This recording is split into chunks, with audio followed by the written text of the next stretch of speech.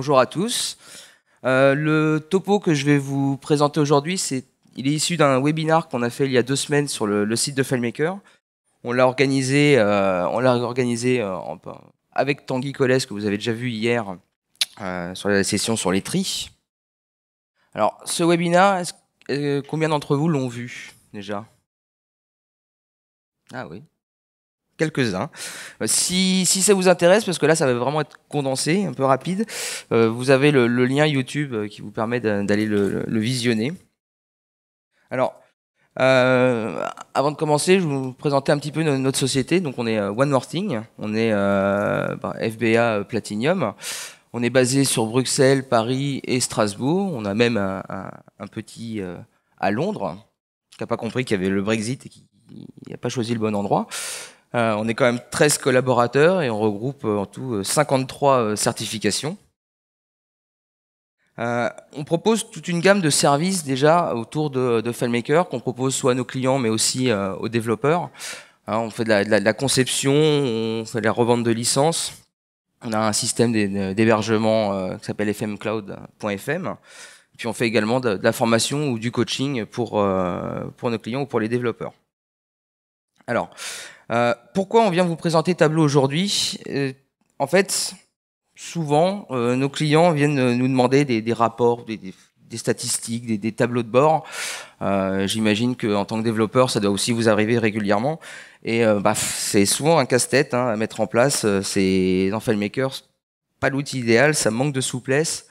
On est obligé de créer tout un tas de liens et de rubriques supplémentaires pour arriver à faire ce qu'on veut. Les performances, quand on commence à avoir un gros volume de données, on voit que ça a ses limites. Les interactions aussi, on peut faire des graphiques, mais ils sont pas du tout interactifs. Tout ce qu'on peut faire éventuellement, c'est mettre en place des systèmes de recherche pour aider l'utilisateur à trouver la donnée qui l'intéresse. Mais là encore, c'est assez limité. On ne sait pas non plus nativement, par exemple, représenter des données sur une carte, alors que c'est assez souvent qu'on peut nous demander ces choses-là. Et puis aussi, un dernier point qui est quand même important, c'est que dans FileMaker, on ne sait travailler qu'avec les données qu'on a. On ne sait pas travailler avec des données qui n'existent pas. C'est-à-dire, on fait un rapport, par exemple, mensuel, et puis dans notre rapport mensuel, il manque un mois parce que il n'y a pas de données sur ce mois-là dans FileMaker, et FileMaker, lui, ne sait pas que c'est un mois et qu'il devrait le représenter. Et donc, ça nous fait un trou. Alors, Tableau permet justement de pallier à tous ces manques. Il répond vraiment à des problématiques très complexes. On ne parle plus de recherche dans Tableau, on fait que des filtres. C'est des filtres, on peut filtrer ces données, c'est des filtres dynamiques. On peut interagir avec ces données directement. On peut même interagir depuis Tableau dans FileMaker. Donc c'est vraiment très sympa. Tableau sait représenter les données manquantes. Si on a un rapport mensuel, le mois où il n'y a rien, Tableau va quand même nous le représenter. Il sait que c'est une date, il sait que c'est une donnée qui devrait exister, même si elle n'est pas présente dans votre ensemble. Il y a plein de choses encore. La représentation des données sur des cartes, par exemple, la représentation géographique. On peut aussi, en fonction des accès, filtrer des données, dire voilà, tel utilisateur va avoir accès à telle donnée. Je sais pas, par exemple, ça peut être une boutique. On a un ensemble de boutiques et puis le gérant d'une boutique n'a accès qu'aux données de sa boutique. On va avoir un tableau de bord qui va être générique pour tout le monde, mais on sera en mesure de filtrer les données uniquement pour le gérant d'une boutique en particulier. Ce qui nous a plu aussi beaucoup dans Tableau, c'est qu'il a une approche qui est assez similaire à celle de FileMaker. On peut faire un développement extrêmement rapide avec, et on a vraiment une super expérience utilisateur. Quand nos clients commencent à utiliser Tableau, ils trouvent ça vraiment génial parce que tout est interactif. Et puis en bonus, on a aussi FileMaker qui nous a, depuis la version 17, fourni un connecteur qui utilise le Data API et qui est un connecteur natif pour Tableau. Donc on sait directement connecter Tableau à FileMaker. Alors, je vais vous faire une petite présentation rapide. Ah, c'est sympa ça. C'est pas censé être comme ça. Voilà. C'est ça. Donc, je reprends donc. Ce que je vais vous présenter, c'est un exemple de ce qu'on a fait chez un de nos clients, ce qu'on a mis en place. Ils ont une très grosse solution FileMaker qui s'appelle Corpus. Elle est composée de 13 fichiers, il y a 235 tables, 9800 champs. Ça représente tout ça 2100 et quelques relations. Donc je vous laisse imaginer un petit peu la tête du graphe des liens. C'est quelque chose d'assez sympa. En termes de volumétrie, on est aussi sur des trucs pas mal. Alors là, on a pris un jeu de données réduit. On a quand même 16 000 cours, 344 séances pour ces cours, 45 000 étudiants, 75 000 inscriptions. Bref, un beau volume de données déjà, sur lequel on veut faire des analyses, et qui dans FileMaker était juste pratiquement infaisable. Alors voici donc le premier tableau de bord qu'on a mis en place, qui porte sur le suivi des inscriptions. Donc le client voulait avoir l'évolution du nombre d'inscriptions par année en fonction de ces différents pôles. Et donc avec Tableau, voilà, on a construit un petit camembert avec chacun des pôles avec le nombre d'heures. On a le nombre d'heures de formation réalisées. Alors ici, on voit qu'on a la différence entre 2016 et 2017. Pareil sur le nombre d'inscriptions. Et en fait, ce qui est bien dans Tableau, c'est que déjà, quand on survole une donnée, on a la possibilité de zoomer un petit peu sur la donnée, d'avoir du détail. Ici, par exemple, on a un petit graphique qui nous représente l'âge moyen l'âge des inscriptions, l'âge des inscrits, plutôt, au moment de leur formation. Et puis, ici, quand on va survoler encore une zone, ici, dans les divisions de Bruxelles, on va avoir donc son nombre d'heures, et puis, en cliquant juste sur cette donnée, eh ben, en fait, on crée un filtre dynamique, et on filtre l'ensemble des données qui sont sur le tableau de bord. Vous voyez qu'ici, là, le nombre d'heures de formation et le nombre d'inscriptions, tout a changé, tout a été filtré dynamiquement, simplement en cliquant sur la zone de Bruxelles. Et en fait, ensuite, on peut continuer en combinant ces filtres. Par exemple, je veux voir ensuite le détail sur le français, sur la zone de Bruxelles. Et donc, je sélectionne, et là encore, tout se rafraîchit, tout est dynamique. Et donc, c'est super sympa parce que le client, il a sa donnée, et puis quand il veut rentrer savoir un petit peu mieux ce qui se passe, il clique dessus et il a tout de suite l'information. On a la possibilité ici aussi d'avoir des filtres, tout simple. Là, j'ai affiché 2016 et 2017, et puis je peux très bien lui dire, je voudrais aussi voir ce qui s'est passé sur 2016. Hop, voilà, je clique et on a nos trois courbes qui apparaissent. Et là, comme on est derrière le jeu traité, on est à 4 millions d'enregistrements. Et je passe par la 4G, donc c'est pour vous dire à quel point c'est vraiment super performant ce système. Je vais vous montrer aussi d'autres choses qu'on ne sait pas faire en FileMaker. Ici, on a une représentation par région sur la Belgique de toutes les inscriptions. Et donc, au survol, là encore, on arrive à avoir un niveau de détail, on arrive à zoomer dans la région pour voir combien ça représente d'étudiants, combien il y a eu de cours, combien de séances il y a eu sur cette région. Et puis, on a le détail même carrément. Là, ici, on est rentré par, je ne sais plus comment ça s'appelle, on va dire un département. Et on pourrait même rentrer encore plus dans le détail, rentrer au niveau de la taille des villes, par exemple, et puis avoir des points qui représentent les villes avec une représentation visuelle de l'information. Et là encore, c'est pareil, je suis sur une zone, je peux sélectionner ma zone et directement mettre à jour la partie du bas avec les graphiques. Vraiment un système qui est dynamique et très très performant. Alors, si je suis venu vous présenter Tableau aujourd'hui et que la démo est un peu courte, parce qu'on n'a que 15 minutes, il faudrait au moins 2 heures ou 3 heures pour en faire le tour, c'est que nous, on vient vous présenter aujourd'hui une offre qu'on a mis en place. Alors, on a vraiment une gamme complète de services autour de Tableau qui pourrait vous intéresser, qui pourrait vous aider à mettre en place Tableau chez vous ou chez vos clients. Parce que nous, quand on a mis en place Tableau, nos premiers projets, on est un peu parti à l'aventure. On s'est dit, c'est génial, ça a l'air assez simple à utiliser, et puis on a quand même fait face à des nouvelles problématiques. On ne connaissait pas vraiment la technologie, et il a quand même fallu du temps pour arriver à maîtriser l'outil. Et on s'est aussi rendu compte que malgré un prix assez attractif au niveau des licences de Tableau, il y avait quand même un coût d'acquisition pour le client qui était assez important parce qu'il fallait soit passer par du Tableau online, il y a un nombre minimal de connexions à prendre.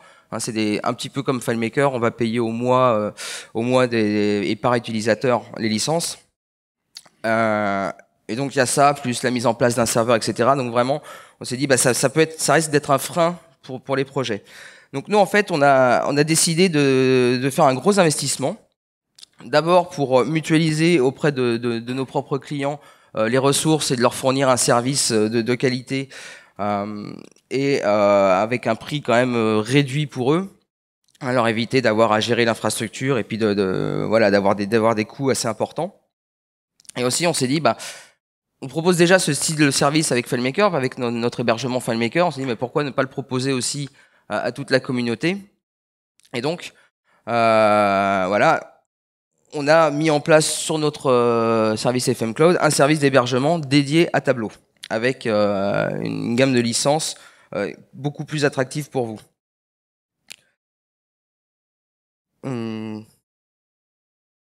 Alors, dans notre service, également, on inclut des choses qui ne sont pas forcément disponibles directement dans l'écosystème de Tableau. On fait l'hébergement, mais on va aussi vous aider dans la conception et dans le conseil, par exemple, pour vous aider à revendre des solutions chez vos clients. Parce que le business intelligence, quand on vient du monde de FileMaker, c'est pas forcément évident au départ. Les concepts sont très nouveaux. On ne travaille plus sur des données, sur des recherches, on travaille vraiment sur une visualisation des données. L'idée, c'est d'arriver à représenter des chiffres sous forme de graphique. Et au début, c'est pas aussi facile que ça en a l'air. Dans notre service, on propose également des systèmes, par exemple, de préparation de données, parce que les données, parfois dans les applications, ne sont pas toujours très très propres. Elles ont besoin d'être nettoyées, elles ont besoin d'être préparées pour que ce soit plus facile ensuite à manipuler. Et donc, pareil, dans notre service d'hébergement, on inclut des systèmes de préparation de données, ce qu'on appelle un ETL, qui s'appelle EasyMorph, pour le coup, et qui permet de récupérer des gros volumes de données qui viendraient de vos solutions FileMaker, par exemple, et puis de les préparer et de les mettre en forme pour les injecter ensuite sur Tableau. Un des gros avantages aussi avec Tableau, c'est qu'on peut gérer on a une gestion d'utilisateurs qui est indépendante de celle de FileMaker, et on peut gérer des systèmes d'alerte ou d'abonnement. C'est-à-dire que votre client, ou même vous pouvez tout simplement cliquer sur une zone de votre tableau et puis dire, bah tiens, je voudrais être alerté quand je sais pas moi, le nombre d'inscriptions dépasse un certain seuil, par exemple, ou qu'il y a un taux d'absentéisme qui dépasse un certain pourcentage sur un cours.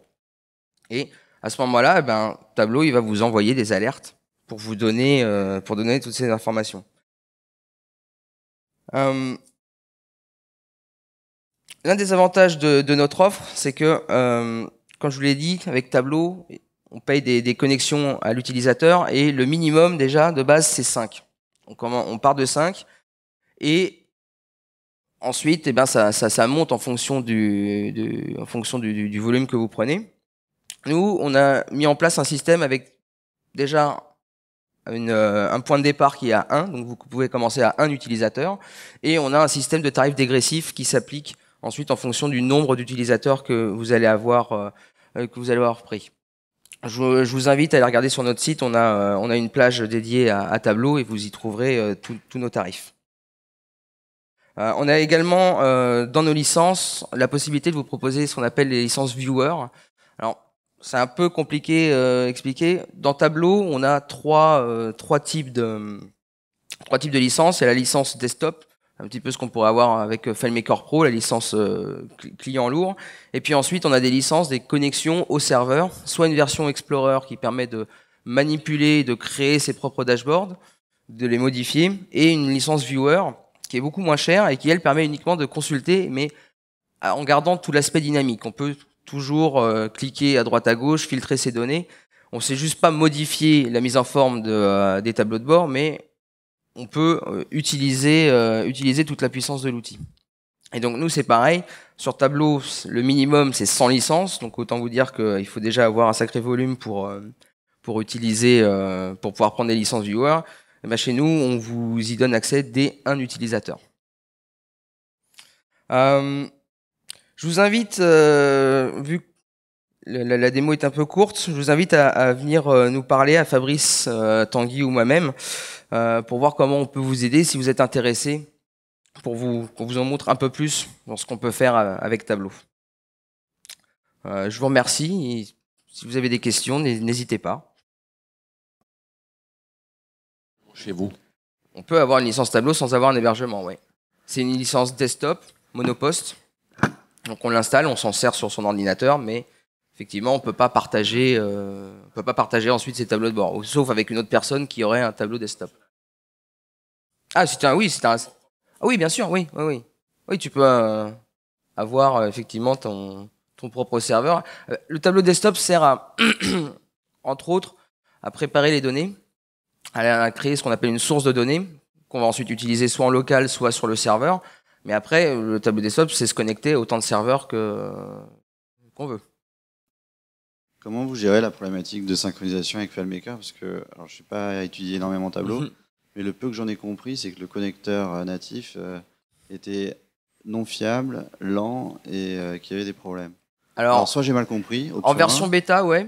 Dans la version 16, il n'était pas stable, il marchait quasiment pas d'ailleurs avec Tableau Server.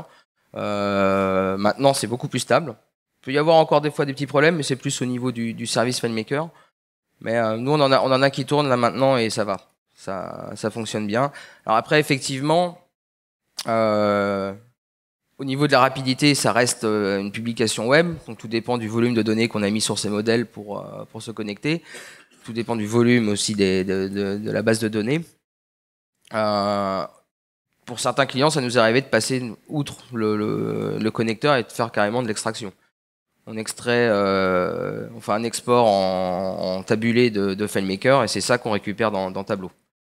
C'est bien. Tout à l'heure, tu parlais. Tout dépend de la problématique. Tout à l'heure, tu parlais de 4 millions d'enregistrements. C'était un connecteur direct ou c'était via l'export? Là, c'était non, c'était pas un connecteur direct, c'est une donnée qui a été préparée. On a récupéré ça dans EasyMorph, on a retravaillé un peu les données et ça nous a généré une extraction de 4 millions de lignes. Merci beaucoup.